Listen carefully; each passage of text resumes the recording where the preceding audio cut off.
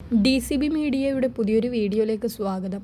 America Iran യുദ്ധം തുടരുകയും രാജ്യത്തേക്കുള്ള crude oil LPG ഇറക്കുമതി പ്രതിസന്ധി നേരിടുകയും ചെയ്യുന്ന സാഹചര്യത്തിൽ വീട്ടാവശ്യത്തിനും വാണിജ്യ ആവശ്യത്തിനുള്ള LPG സിലിണ്ടറുകളുടെ വിലയിൽ കുത്തനെ വർധന പ്രഖ്യാപിച്ചിരിക്കുന്നു.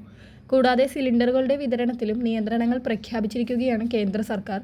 പാചകത്തിനായി ഗ്യാസ് സിലിണ്ടർ ഉപയോഗിക്കുന്ന എല്ലാ ഗുണഭോക്താക്കളും ശ്രദ്ധിച്ചിരിക്കേണ്ടതും അറിഞ്ഞിരിക്കേണ്ടതുമായ വളരെ പ്രധാനപ്പെട്ട അറിയിപ്പുകളാണ് ഈ വീഡിയോയിലൂടെ ഷെയർ ചെയ്യുന്നത്. വിശദവിവരങ്ങളിലേക്ക് കടക്കുന്നതിന് മുൻപായി ചാനൽ ആദ്യമായി കാണുന്നവർ സബ്സ്ക്രൈബ് ചെയ്യുക, വീഡിയോ ഇഷ്ടമായാൽ ലൈക്ക് ചെയ്യുക, ഫേസ്ബുക്കിൽ കാണുന്നവർ പേജ് ഫോളോ കൂടി ചെയ്യുക. പശ്ചിമേഷ്യൻ സംഘർഷത്തെ തുടർന്ന് രാജ്യത്ത് ഇന്ധനവിലയിൽ വർധനവുണ്ടായിരിക്കുകയാണ്. 2026 മാർച്ച് 7 പുറത്തുവന്ന റിപ്പോർട്ടുകൾ പ്രകാരം ഗാർഹിക ആവശ്യത്തിനുള്ള 14.2 kg വരുന്ന സിലിണ്ടറിന് 60 രൂപയാണ് വർദ്ധിപ്പിച്ചത്. 19 കിലോ വരുന്ന വാണിജ്യ സിലിണ്ടറിന് 115 രൂപയാണ് വർദ്ധിപ്പിച്ചിരിക്കുന്നത്. 2025 ഏപ്രിലിന് ശേഷം ആദ്യമായാണ് ഗാർഹിക സിലിണ്ടറിന്റെ വിലയിൽ ഇത്തരമൊരു മാറ്റം വരുന്നത്. ഇതോടെ കൊച്ചിയിൽ ഗാർഹിക സിലിണ്ടറിന്റെ വില 920 രൂപയായി. ഡെലിവറി ചാർജ് കൂടി ചേർക്കുമ്പോൾ സാധാരണക്കാർക്ക് ഒരു സിലിണ്ടറിന് 1000 രൂപയ്ക്ക് മുകളിൽ നൽകേണ്ടി വരുന്ന സാഹചര്യമാണ് നിലവിലുള്ളത്. നേരത്തെ വില 863 രൂപയായിരുന്നു. വില വർധന ഇന്നു മുതൽ പ്രാബല്യത്തിൽ വന്നു. ഇക്കഴിഞ്ഞ മാർച്ച് 1 LPG വാണിജ്യ സിലിണ്ടറിന്റെ വിലയിൽ 28 രൂപ മുതൽ 31 രൂപ വരെ വില വർദ്ധിച്ചിരുന്നു. ഫെബ്രുവരി 1 19 കിലോഗ്രാം വരുന്ന സിലിണ്ടറിന് 49 രൂപയും കൂട്ടിയിരുന്നു. ജനുവരി 1 111 രൂപ വർദ്ധിപ്പിച്ചതിന് പിന്നാലെയായിരുന്നു അതും. യുദ്ധം നീണ്ടു നിൽക്കുകയാണെങ്കിൽ വരും ദിവസങ്ങളിൽ പാചകവാതകത്തിനും പെട്രോൾ, ഡീസൽ എന്നിവയ്ക്കും ഇനിയും വില കൂടാൻ സാധ്യതയുണ്ടെന്നാണ് വിലയിരുത്തലുകൾ.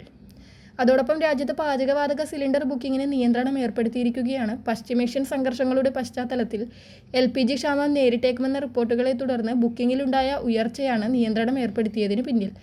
LPG റീഫില്ലുകൾക്ക് എണ്ണ വിതരണ കമ്പനികൾ 21 ദിവസത്തെ ലോക്ക്-ഇൻ പീരീഡ് ഏർപ്പെടുത്തി. നിയന്ത്രണം വെള്ളിയാഴ്ച മുതൽ പ്രാബല്യത്തിൽ വന്നു. ഒരു സിലിണ്ടർ ബുക്ക് ചെയ്ത് 21 ദിവസങ്ങൾക്ക് ശേഷം മാത്രമേ ഇനി മുതൽ അടുത്ത സിലിണ്ടർ ബുക്ക് ചെയ്യാൻ സാധിക്കൂ. വാണിജ്യ സിലിണ്ടർ ബുക്കിംഗിലും നിയന്ത്രണങ്ങൾ ഏർപ്പെടുത്തിയിട്ടുണ്ട്. ഹോട്ടലുകൾ, ക്യാൻറ്റീനുകൾ തുടങ്ങിയ സ്ഥാപനങ്ങളെ നിയന്ത്രണം പ്രതികൂലമായി ബാധിച്ചേക്കുമെന്ന ആശങ്കയും ഉയരുന്നുണ്ട്.